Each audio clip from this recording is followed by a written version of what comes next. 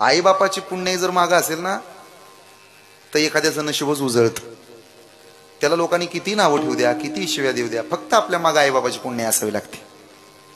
मागच्या 2-4 आठवड्यापासून महाराष्ट्रात बऱ्याच जणाला सूरज चव्हाण हे नाव माहिती झालं. बिग बॉस हा खेळ माहिती झाला. आतापर्यंत शिव्या देणारे लोक त्याचं कौतुक करू लागले.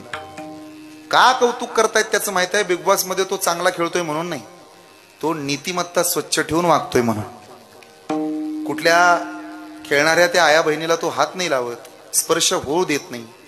एखादीनं राखी बांधली तर तिच्या पाया पडतोय, आदर देतोय, माय मावल्यांचा सन्मान करतोय. त्याचे विचार शुद्ध आहेत, स्वच्छ आहेत. पुन्हा एकदा या महाराष्ट्राच्या मातीमध्ये एक सिद्ध झालं त्या बिग बॉसच्या कार्यक्रमाच्या निमित्तानं. आजही महाराष्ट्रात ताकदीला किंमत नाही, महाराष्ट्रात हिमतीला किंमत आहे. त्या सूरज चव्हाणच्या निमित्तानं एक सिद्ध झालं. आजही महाराष्ट्रात कपटी भावनेला किंमत नाही. ऐका माझ्या दादानो, स्वच्छ मनाला आणि स्वच्छ नीतीला किंमतच आहे.